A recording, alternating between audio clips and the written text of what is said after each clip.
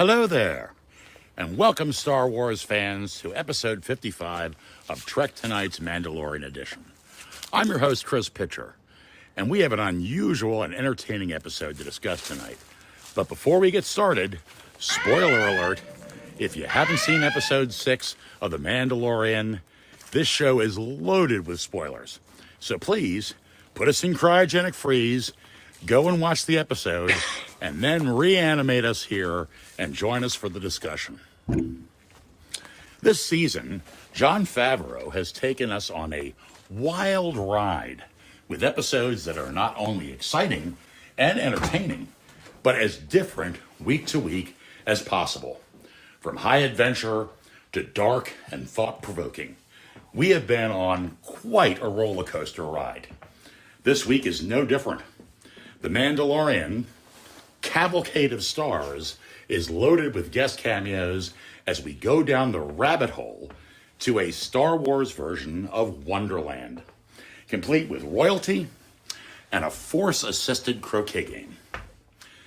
Is this episode part buddy cop show, part light and frothy Blade Runner, part fairy tale?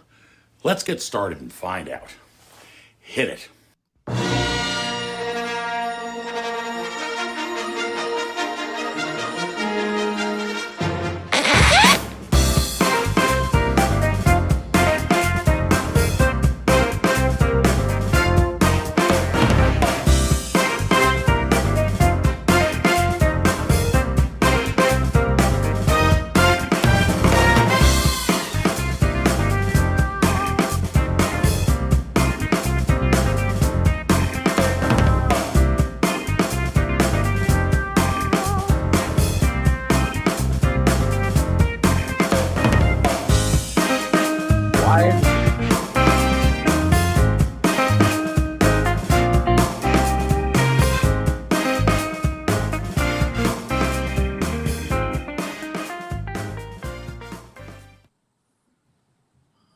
Hey, Star Wars fans, and welcome to another episode of Trek Tonight, Mandalorian edition. We're here tonight. We're thrilled to have a new guest host with us who we have not seen before, and that is Gina Marie Pitcher. Gina, how are you? I'm good. You're good. That's excellent. Leo, how you been? You know, walking and talking, like I like to say. There you go. There you go. That's the Leo mantra we love to hear. We have Angela here saying hi, guys. Hey, Angela. And Camera Geek, our good buddy Keith Jacobson, says hi, and then says Gina, hi. Craig Lubin is also here with us tonight. Hi, Gina. Nice to see you, he says. I don't know. Interesting episode. I did a little reading on some other people's thoughts. This one kind of got mixed reviews, although I really enjoyed it, but it was kind of different. As I said in the little opening, you know, we've gone through a wide variety of different styles of episodes this season in Mandalorian. Leo, what were your initial thoughts? It's interesting because it is, especially upon my second viewing, I enjoyed it both times I watched it, right. But it is sort of a silly episode because it's sort of, you know, there's a very whimsical air to this. Most of it takes place on this planet. Let me look at my notes. Plazier 15. Plazier, yeah.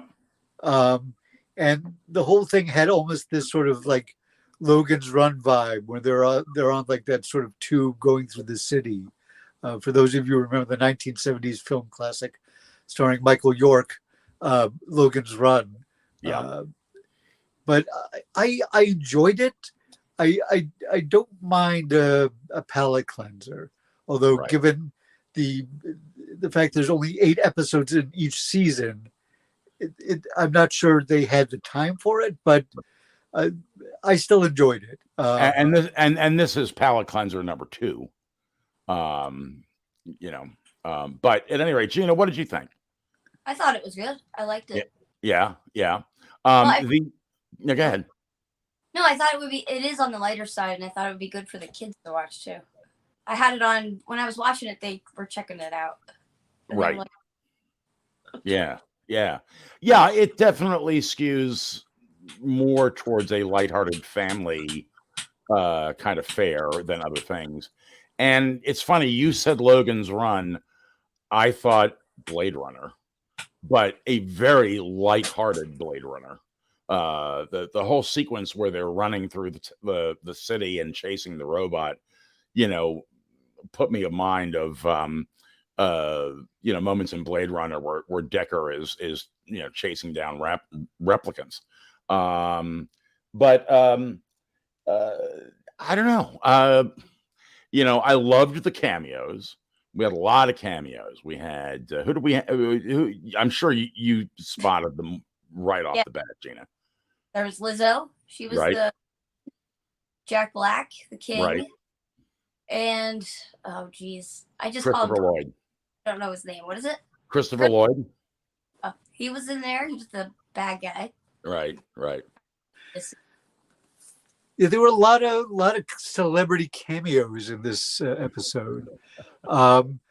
It's interesting because when Christopher Lloyd first showed up, it's funny because I try not to be the kind of person who watches things and be like, well, I figured this out, because that feels like you're not enjoying it. You're not going on the journey.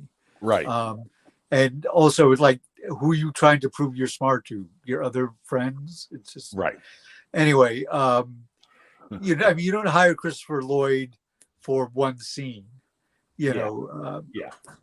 But it's weird because it is somewhat distracting to have Lizzo and Jack Black and Christopher Lloyd all in one episode. Mm-hmm. But I enjoyed them all nevertheless. I love Jack Black's crazy beard, and his very mannered sort of pomposity. But there seemed to be genuine affection between him and his wife, which was lovely. Yeah. I mean, I kind of bought that relationship. Yeah. Yeah. The Craig Lubin says, where is he here? Kung Fu Panda and Doc Brown. Yep. I mean, okay. I also got, and it's funny because we watch a lot of, I don't know, what would you call them, Gina? It's like CSI kind of stories, like cop show things, procedurals. Yeah, right. There you go. And it reminded me of that too, especially when they're in basically the robot morgue. Yeah, it was like a typical scene from one of those. You've got the two officers there, and they're in the morgue, and they're looking at the body, and then they connect with the local expert, who I thought, I don't know who that actress was that they cast to play that person, but it just, her shape and size and demeanor and look just really took me right to one of those procedural cop shows. It did have that feeling of a procedural, like they're going from clue to clue to clue. Right. But I enjoyed it. I think you have to just be along for the ride, because I think it's interesting because the first two seasons we've discussed this felt like it had more focus, because it was mostly focused on Din and Grogu, or Baby Yoda as he was once known. Right. And first season, just keeping him safe. Second season, getting him to his people. This season, in a way, it's shifted. The Mandalorian is maybe no longer Din Djarin, maybe it's Bo-Katan. Right. Because they don't give a name; they just say the Mandalorian. Right. Which is me being a little too clever for my own good, but.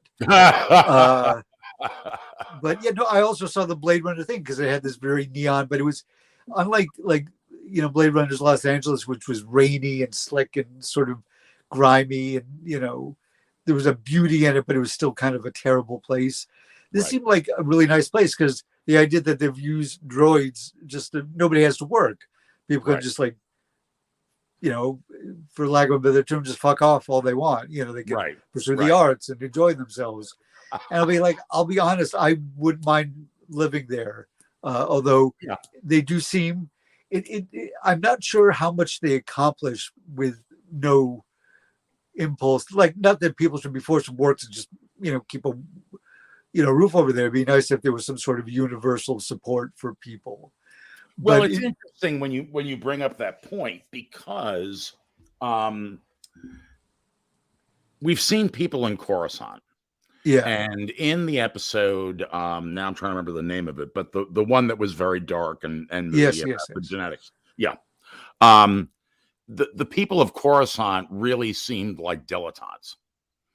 Some of them did. Like, you know, the high class people at the opera house were very, you know, very much of that ilk.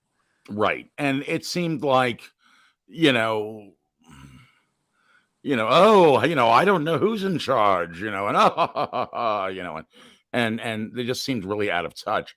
Whereas these people just seem almost like children. A little bit. There was a bit of Wall-E, except they weren't fat. They weren't like all like on hover, but that kind of like all their needs are being taken care of. You know, and they all, you know, but it was full of all sorts of crazy aliens. Like, you know, it's interesting when they first come into that sort of like dining hall. Right. It reminded me a little bit of the shot from Empire when they first walk in and Darth Vader's at the head of the table, but it's much more brightly colored, and they're all drinking from some crazy hookah thing hanging from the ceiling. Right. And a lot of bright colors. And later on, they're playing a game which is sort of like giant pill bugs that they throw through these little force, you know, hoops. Yeah. It put me in mind of the Queen of Hearts playing Queen of Hearts, Alice in Wonderland. Yeah, from Alice in Wonderland. I mean, there was definitely sort of they've fallen through the looking glass kind of a thing, because they in the beginning they show up, and I want to talk a little bit first though. You see that scene with is it Axe Wolf, right? And they're basically chasing down these runaway lovers, basically. Yeah. And I have names here. Let's see. It was Captain Shoggoth, right? Mon Calamari, Viceroy's son, who's was not named, right? But he was played by Harry Holland, Tom Holland's younger brother. Oh, okay. And Gina, did you say?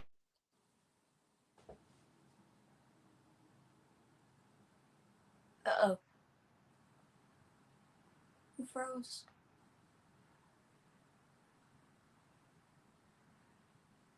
Did we freeze? Did he freeze? I think Chris froze. Chris, you're frozen. I hope you can hear us. You were going like, what did you? I mean, you're a very deep Star Wars fan. It was, you know, what did you think about seeing the Quarren, who live on the same planet as the Mon Calamari, who are usually at odds, to have this sort of Romeo and Juliet, you know, moment, which was kind of sweet. Right. I thought it was sweet too. But then she was like, I can't give up everything. I'm sorry. I think she's trying to like send him away, and you know. Right. Yeah. But he was named Shoggoth, Captain Shoggoth, and a Shoggoth, spelled slightly different, with the O as opposed to a U, is one of the many, you know, Lovecraftian. Oh, it's just us now. Chris will come back when he comes back. Boy. Is one of the Lovecraft monsters, you know, with a squid-like sort of demeanor. Star Wars, one of the things I love about Star Wars is the names are just bananas. Some of the names they have for both like species and characters. Yeah. Like this one, Bombier, Captain Bombier, you know, which is Captain Bombardier, you know, but said with a like outrageous French accent. What was one of your favorite moments in this? I liked the fight between Bo and Axe. I thought that was cool. Yeah, that led up it was cool. I always like when you watch her in the show, she's a little better at using all her gear than Din is, because when they're chasing the droid, and Din just like jumps over some debris, and she uses like a little boost from her jetpack to get over.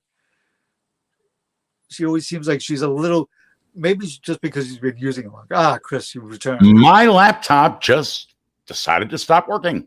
Oh boy! I'm glad you guys still stayed on air, because I thought the whole show probably just went down. No, we were able to continue things. Okay, we're just talking about.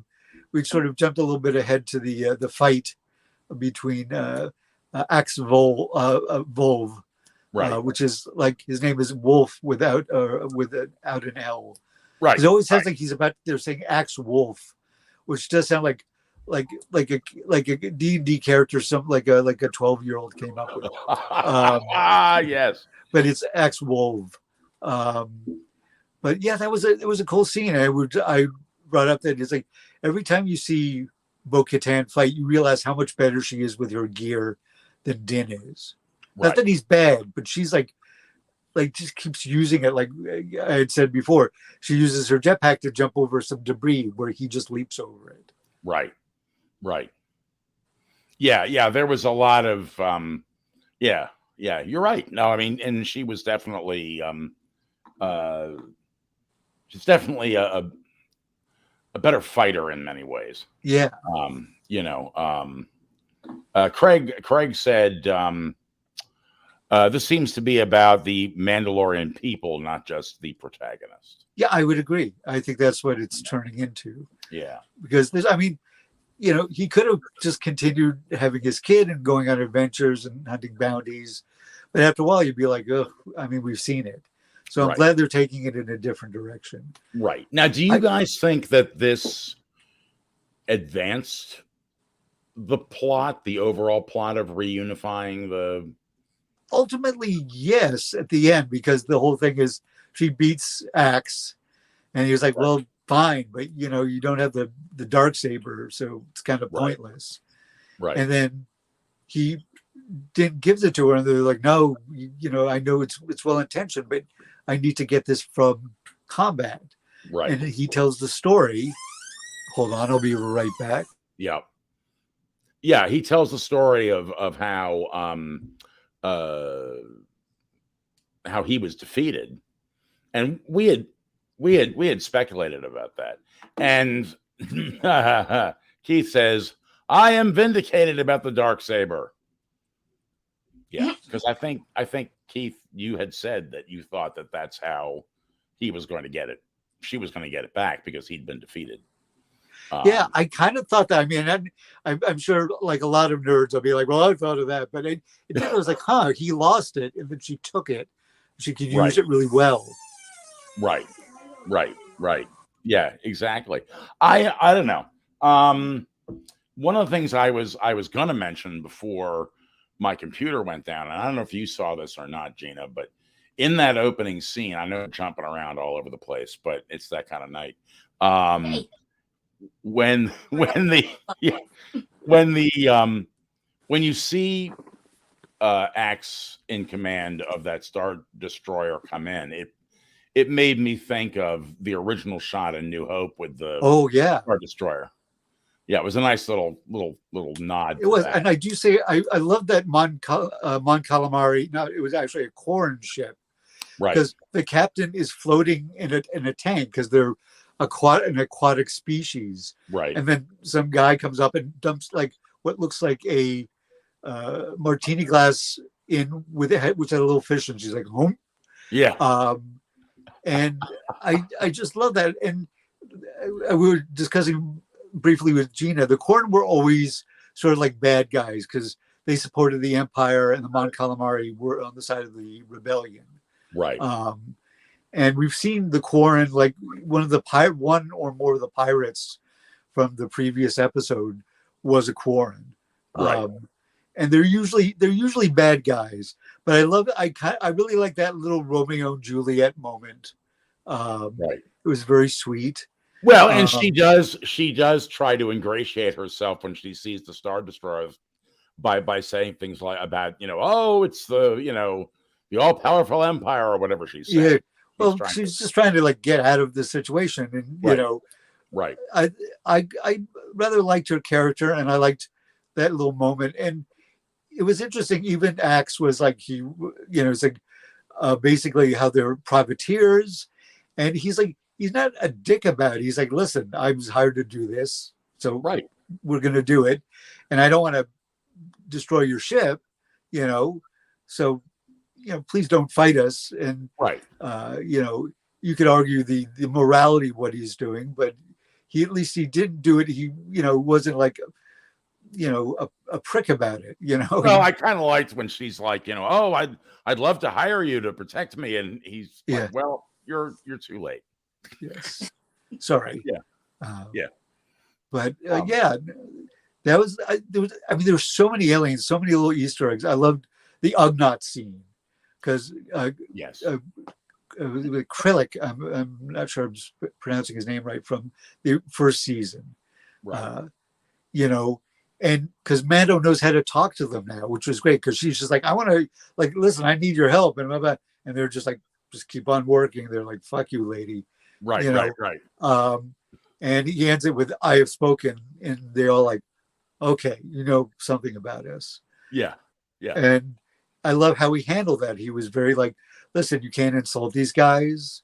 Yeah. They have a lot of pride in the work. I was glad to see them back, because that character was one of the highlights for season 1 for me. Yeah. I really, as a matter of fact, I have a little poster somewhere of a picture of him saying, I have spoken on it, and I've said many times. I'm sorry, what, Gina?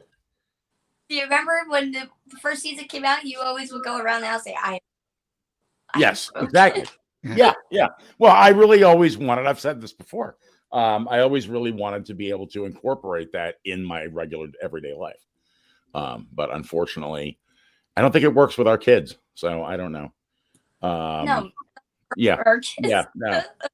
You have to start that real. Go right to bed. bed. I have spoken, Yeah. Yeah.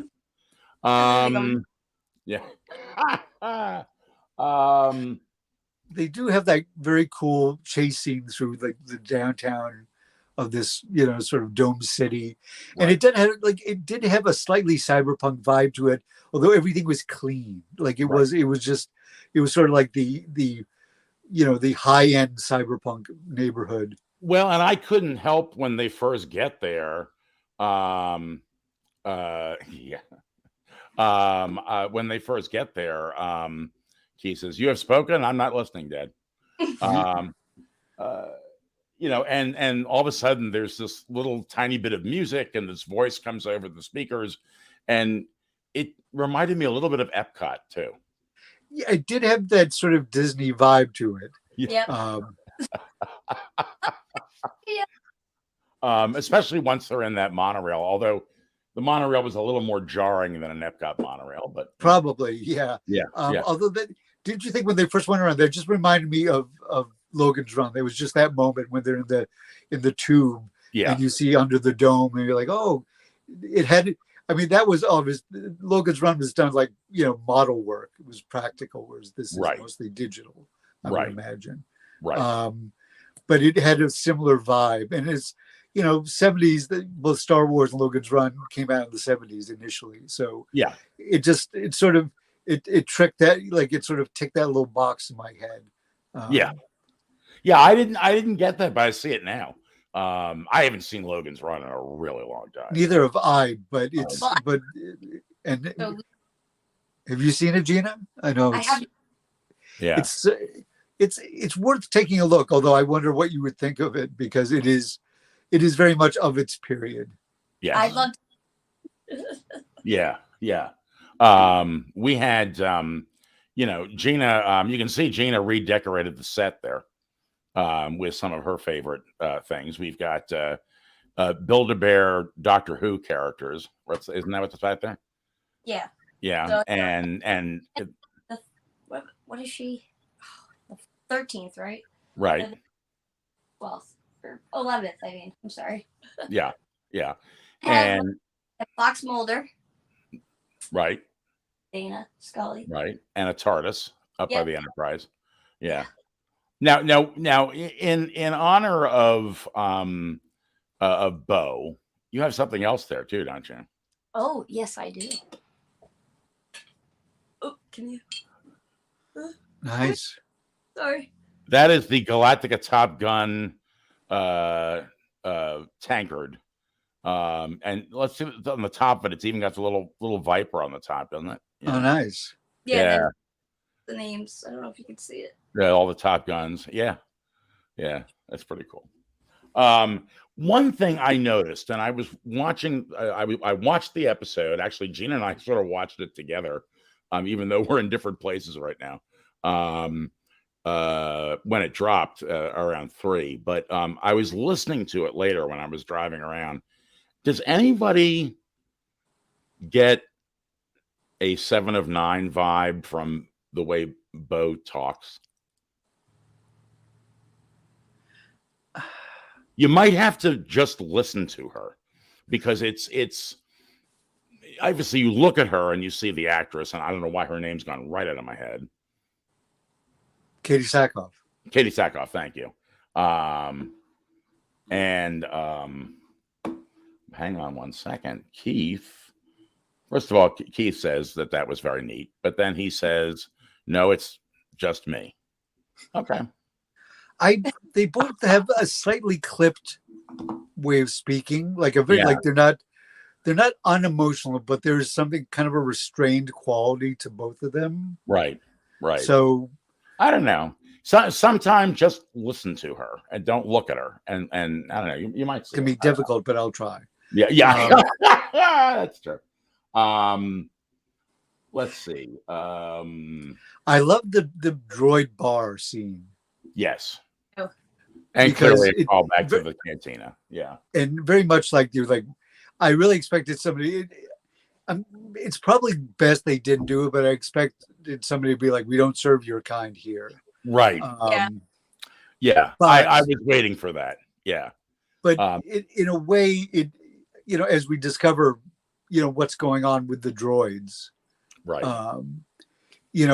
It's interesting because the whole idea of Star Wars droids is kind of problematic because they're basically like a slave race that have been created.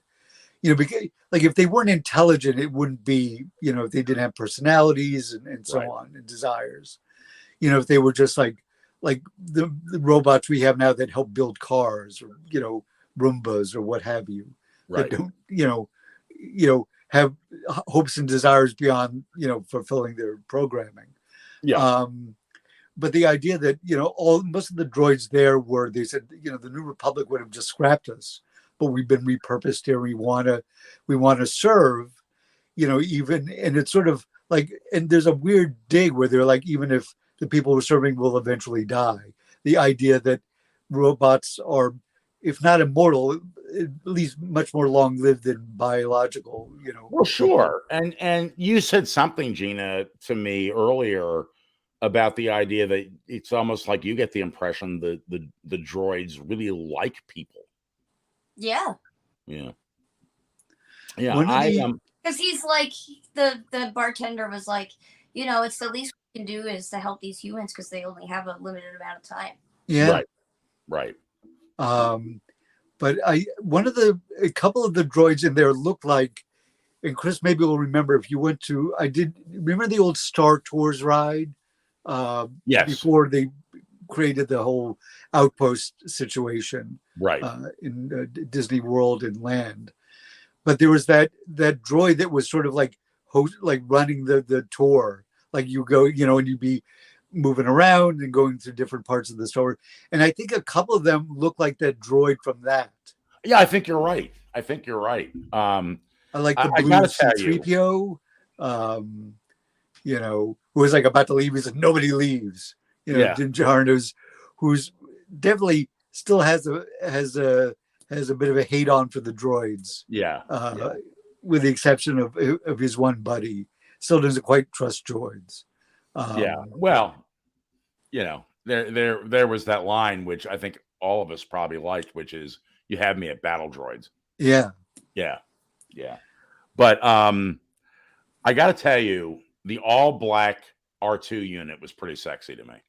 Both of the protocol droid, when they first get there, because Imperials tend to like make their stuff black and silver, Right. you know, because that's their whole brand is very like sinister and intimidating.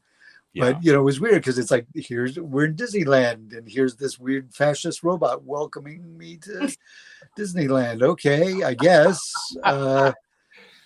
Was the droid that ends up attacking them when they're in that sort of CSI morgue situation, was that similar to the interrogation droid from New Hope? It was a little, because it was a sphere and it was floating and it had different sort of attachments, and presumably it is like either an autopsy droid or like a medical droid. But yeah, that it definitely had a similar vibe, although it was all white and silver as opposed to black and silver, which didn't look quite as threatening until it went nuts and started shooting up the joint. Didn't you think? What did you think of the casting of that woman, Gina? Didn't that put you in mind of like a CSI kind of like extra character they would run into? Yeah. I thought she was great. She was just this minor character they put in there, but I really liked her. Me too. I thought she was kind of cool. Keith was saying that he wanted this to be the beginning of the droid rebellion. It's an interesting thing. Like I said, we could probably do a whole show discussing this sort of the morality of Star Wars droids. It's this situation. At least they were. I'm glad that it wasn't a droid rebellion. I'm glad it was some outside. Although I have to say, like, now we're going to get to sort of the resolution of that mystery, is they realize that there's these nano droids that have been injected into this nepenthe, which is this lubricant that the droids drink, I guess, at the bar. And it sort of helps like adjust their programming and so on. And it was the thing that was sort of sending them off the deep end. And it was done. Christopher Lloyd, who was the head of security, whose name is Hell's Gate. I mean, Star Wars, again, we discussed this before. Star Wars has crazy names, and some of them are like, when you name your character Hell's Gate, he's probably going to be a bad guy. We never considered that as a name for our children. No, but given the way one of them behaves sometimes, we could have. There you go. Star Wars is famous for being a little heavy-handed with it's like, get it. Well, I mean, even the Mon Calamari, it's like, you know how I feel about that race. You think they're ridiculous? Never been a fan. Yes. I mean, they're no Admiral more or less Akbar ridiculous than anything else in Star Wars. Yeah, Admiral Akbar always drove me nuts. But again, I got no beef with Admiral Akbar. He's a stand-up guy, man. He knew it was a trap. Yep. But Star Wars. I mean, here's the thing with Star Wars: it is essentially a fantasy using sort of sci-fi trappings, right? And names sometimes in fantasy stories are a little Ridiculous. It's a trap. It's a trap. I have. Hold on, I'm going to be right back. I'll be okay. All right. Yeah. I want to show you. Leo's going to dig up a goodie, I'm sure. The only thing I have is my little Grogu. That's really all I have today. There you go. It was gifted to me by my good friend Miriam Sirota. I've rarely worn it, as you see, because I still have the tag on it. Right.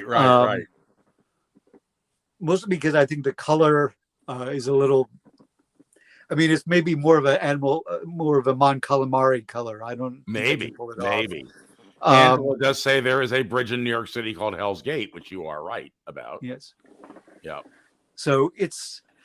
But you have to sometimes you have to lean into the ridiculousness of character names. Right. I mean, Salacious Crumb. Yeah. But the thing is, you have to lean in. You have to love it. You can't accept one ridiculous thing and reject another ridiculous thing. You have to be like, I'm all in. Just right. Yeah. Bring it on. I mean, even Han Solo, it's a cool sounding name, but it's like, what is Han short for? It's not short for anything, as far as I know. No. His name is Han, H-A-N, Right. not Hand. Or not Hans. Yeah. Craig wants to know if the Hell's Gate Bridge is for sale. Yeah. Why? Yes, it is. Yeah. If you'd like to buy, please PM me and we'll. PM Leo. He'll hook you up, Craig. Yeah. Yeah. But it's like I just think that the silliness of Star Wars, which is, I think, one of it's a feature, not a bug. You just have to lean in and embrace that, because if you don't, I will say one of the things, and it's probably just because I just started watching it like 2 nights ago, but I don't know how many people in our audience are familiar with this show or not. But when they show up, given how colorful and jolly and much like a fairy tale this planet is, I couldn't help but think a little bit of Schmigadoon, which is the show about these two people getting stuck inside a Broadway musical, a world where they're stuck inside a musical. I mean, it does have that sort of heightened reality. Yeah, just no singing. That's all. There's no, minus the singing. Yeah, minus the singing.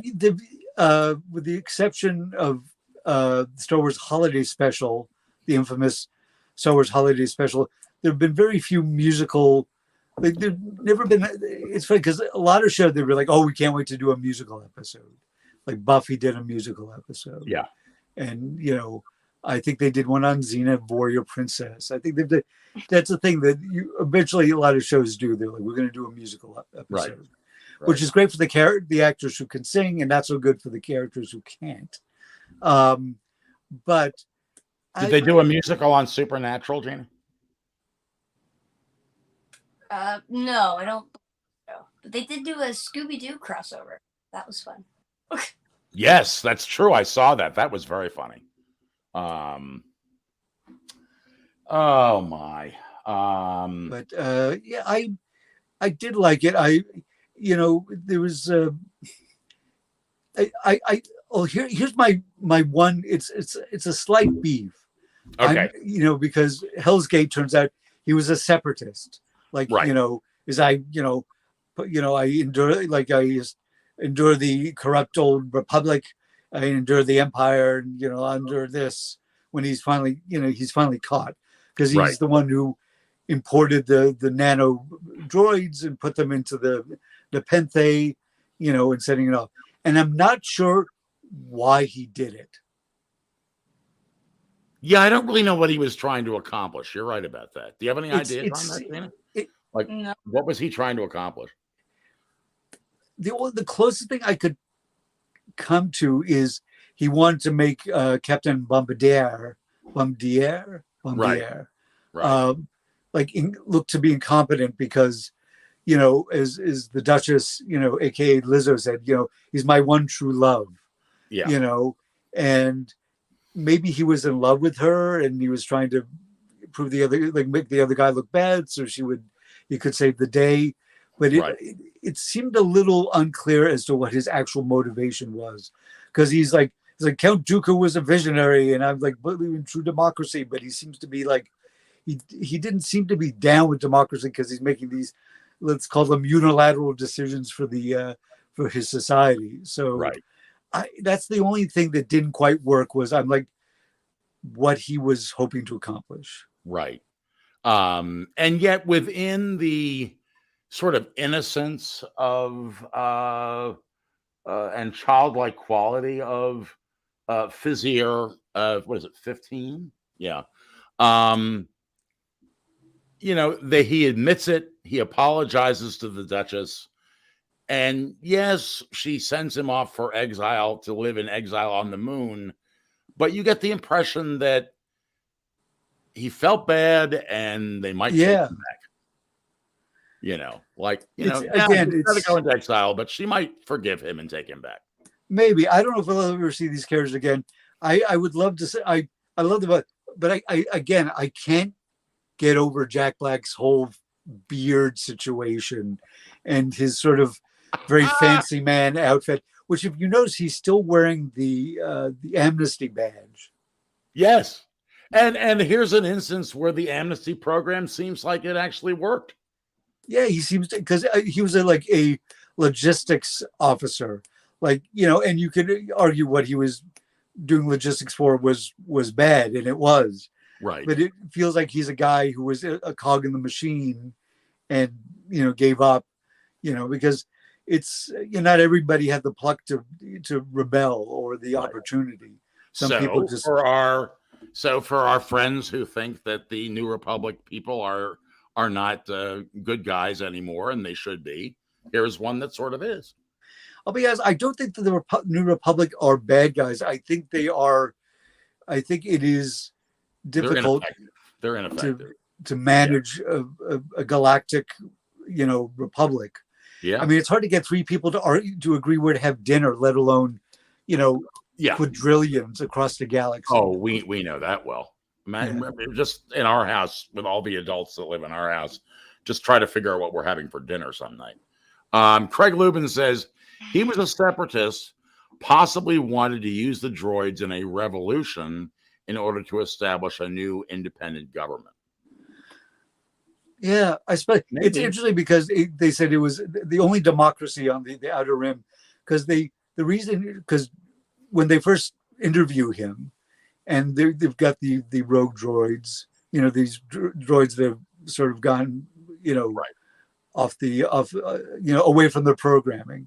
Right. Is, Bo-Katan will just shut them off, and apparently everybody voted, because now nobody can do anything for themselves and they're dependent on the droids. Right. So everybody voted to be like, well, we don't want the droids to attack us, but we don't want to live without the droids. So no. Right.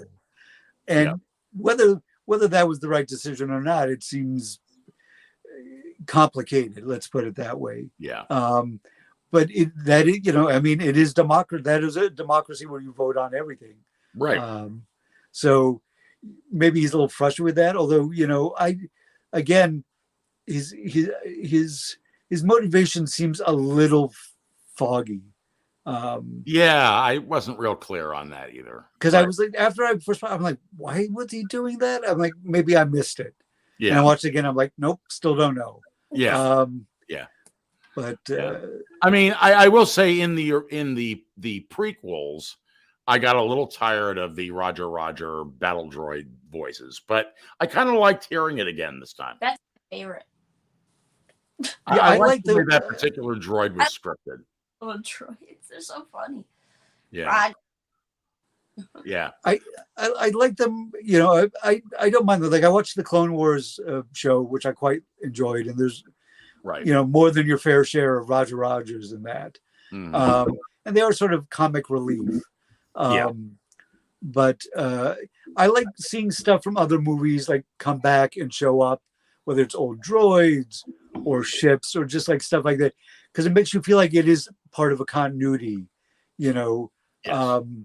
And back in the day when they would do, like, for example, there was an Incredible Hulk TV show, and then there was a very, which I watched, which wasn't great. It was limited by the constraints of 1970s TV technology and budget. You're talking about the Lou Ferrigno? Lou Ferrigno, yeah. There was also, if you'll remember, a live-action Spider-Man TV show with a guy named Tom. What was his name? Now I can't remember. I feel bad for this actor, but should have been a big break for him, but it didn't quite work. And for a lot of, partially because they couldn't really do Spider-Man properly, But the thing about it that always bothered me is because it's about rights. Like when you're at Marvel, if you're writing a Spider-Man book and you make a reference to the Incredible Hulk or Thor or Daredevil or the X-Men, you can have somebody say something about them. They can even show up for a cameo, like, Spider-Man meets, the Human Torch, for drinks and asks him for advice or something, know. Whereas when you're doing a TV show, you've got the rights to a certain thing, but not everything in Marvel. So as a result, you're limited to what you can use, and it always feels like a smaller world. I love the idea that stuff can show up from the past, I mean, obviously, this is all under the originally Lucasfilm, and now the Disney umbrella. So Yeah. they've got a giant toy box to play with.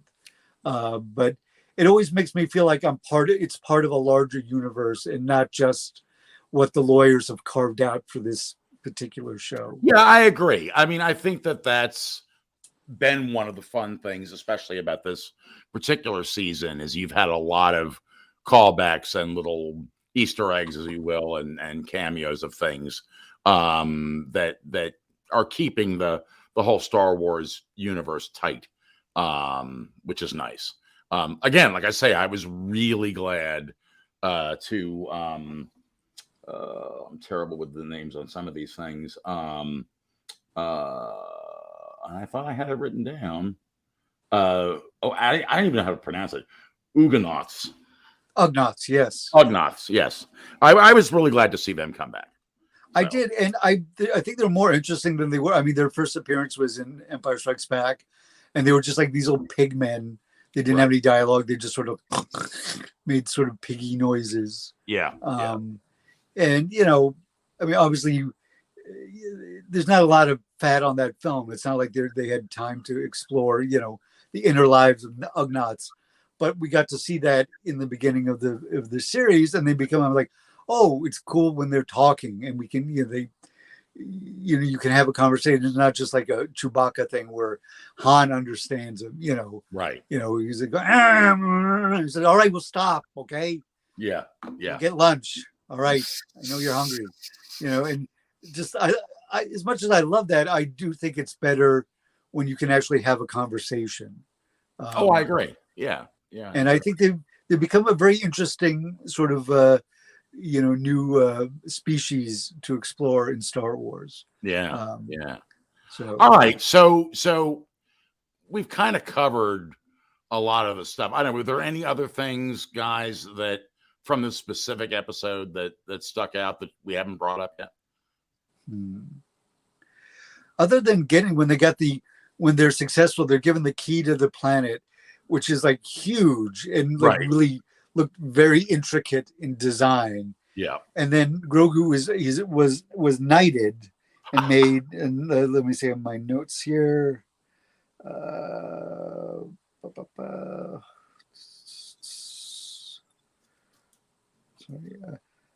The Ancient Order of Independent Regencies.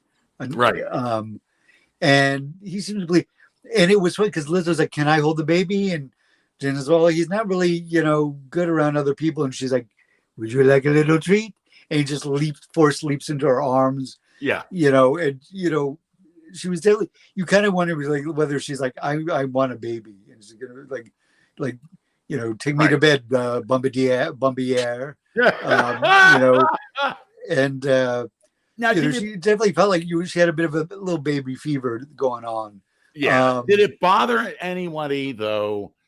Because we all know that a big portion of the show has been about the paternal relationship, that has grown for Din Djarin and Grogu. Did it bother anybody that they just sort of left Grogu off with these people they'd never met before and went off to have an adventure? Well, here's the question. Is it better to take him on like what could be a dangerous, assignment, or is it better to leave her with, the elected ruler of a planet who seems to be very taken with him? Yeah. I mean, they are strangers, and maybe even a little strange, but they didn't seem sinister. Like sometimes, no.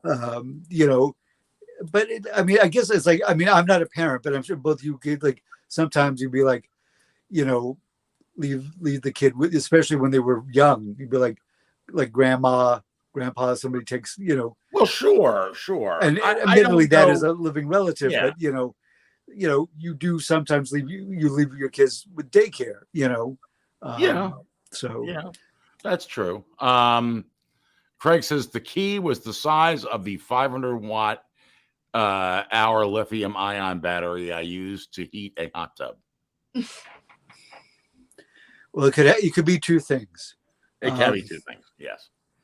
But yeah, I'm sorry we didn't get a better look at it because I'm like, I'm always I love looking at the details of plans and plots. I love the fact that at the end of every episode of The Mandalorian, starting from the first season, is you get to see the production paintings. Yeah. And recently they've started doing this. I think they did this maybe in Andor as well. I'm not 100% sure. They're kind of a little animated. There's like, it's not, not like people running back and forth, but like water sort of like moving or clouds. Right.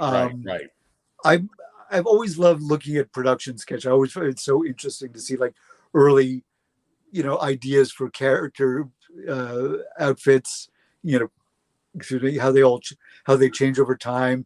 I just love that. And partially because I'm a terrible graphic artist, and I think I just admire the skill in which it's done. But it also feels like it gives you like a little like, oh, maybe this thing could be in somewhere in the background. Right. So much like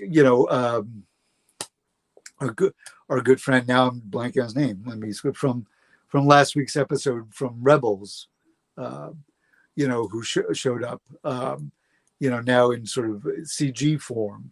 I just love those because it makes you feel like you are in the same universe, going back to that earlier statement. So yeah. Believe it or not, we have been at this for 51 minutes. Wow. I know it does fly by, doesn't it, Jen? It does. Before I get to anybody's last minute thoughts, I have some fun little things here. And I just wanted to show them. We've talked about the idea that Bo-Katan, we also know her from Battlestar Galactica as having played Starbuck. And this, let's see here. I'm going to play this a little bit. Well, no, that is not what I wanted at all. Night. That's tomorrow. Not what I wanted at all. I had all this stuff queued up, and then when my computer crapped out, all my files that I had loaded for the show disappeared. So I'm going to quickly see if I can find them, and if I can't, I'm just going to say, oh well. But I really thought that was it. Oh well. All right, never mind. I had some fun pictures I wanted to share. And I don't know why. Now I can't find them. Oh well. Any rate, any last minute thoughts, guys? Gina, you go first because I really liked it. I don't know. I thought it was cute. Right. Any thoughts based on what we saw in this episode about what we might find in episodes 9 and 10? I think we're leading towards either a confrontation with Moff Gideon or the beginning of the conflict with Moff Gideon. I think next year is going to be about the reestablishment of Mandalore. This is sort of table setting, which is, I'm not trying to make it sound dismissive, but the idea that they're putting everything in place. Bo-Katan finally got the Darksaber, and the Mandalorians like respect, because as soon as if you notice when she takes it, and Din Djarin's like, no, I'm not giving it to her. She won it because I was defeated, and it's not a gift. That's what she was, because somebody says, I don't know if it's her or someone else. It can't be even as well attention. He says, hey, I lost it, I got defeated, and then she picked it up and saved me. So by rights, it's her, right? And everybody's like, yeah, I guess so. But when she takes it and she sort of, she ignites it and all, everybody's like, almost the rest of the Mandalorians are kind of like, oh, okay, let me stand up a little straighter there. There we are. There you go. There we go. That is right there. That's Gina as Starbuck and me as Commander Adama. Kenny. Yeah. And then Hey, what's fun next? fact: Charlotte's in my tummy, right there. Just You a were note. pregnant with our first child at that point. That's right. Yeah. That's And a lot. then let's see.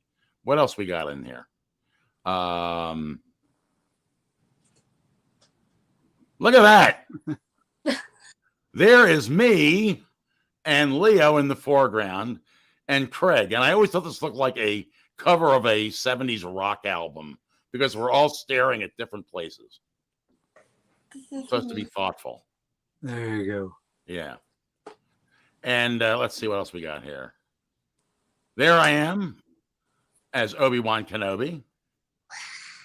Right before the pandemic, I could not go out for Halloween because the pandemic dropped and I had that whole costume set up and could not go for Halloween. And then I think the last thing is business casual day on the Death Star. Yeah. Yeah. All right. Silly stuff. Anyway, yeah, I think you're right. I think hopefully we're gonna see the return of Moff Gideon. That's what I'm hoping. Hi, Penny. So I guess we probably could roll out of here, provided that I can find the outro now. I will say this would be more apropos for Thursday's show, but since it is today is First Contact Day. Yes, it is. So in 40 years, the Vulcans will show up and bring us into a larger universe. Right. When Zephyr Cochrane discovers the warp drive. There will be a World War III sometime between now and then. Right. But them's the breaks. Yeah, exactly. Yeah. We'll mention, we'll talk a little bit about it probably tomorrow. But yeah, I would think I'm kind of bummed we didn't get to do it on the actual day. Yeah, me too. But let's see. This is gonna be jarring, but did not mean to do that. Okay. Well, I did. There's no way I could avoid it. Craig Lubin says, really like Bo-Katan's ship, the Commer class fighter. Seems to be a whole bunch of them at the Mandalorian outpost. Oh, there's a thought I wanted to bring up. So this planet, which seems like very nice people, has hired them to protect them. Yeah. Why are they all living outdoors? Because they said because one of the rulers, he's Bombardier, because he's even though he's in the amnesty program, he is an ex-imperial. They can't have a standing army inside city limits. Right, I understand that, but why do they all have to live outdoors with crates?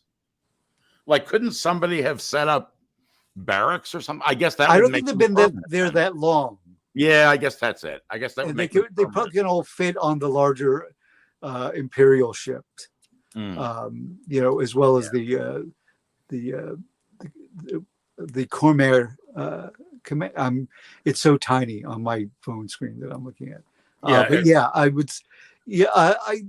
don't think they've been there that long, because if you remember the beginning of the episode, right after they separate those star-crossed lovers. Right. They said, well, we got to get going. We've got a job on this planet, which is the one they just went to.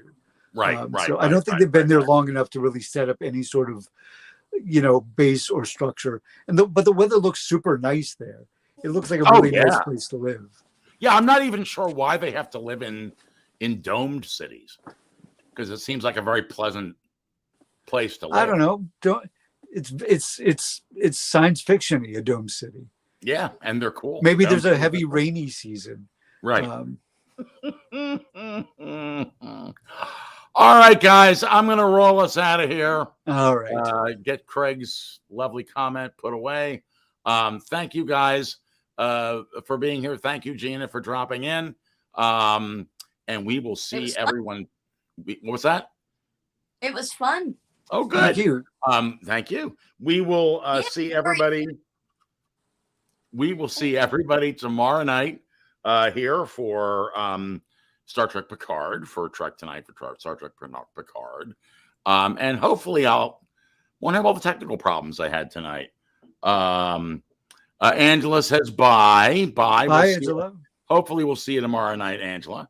And tomorrow night, our guest host will be Cliff Diamond, making his return from his globe trotting. Actually, it wasn't really called globe trotting. He was scuba diving with his daughter. I guess that's it. So May the force be with you. May the force be with you. Have a wonderful evening, rest of your night, and we will see you here tomorrow night at 8 p.m. for Star Trek Picard. Take care, everybody. Take care.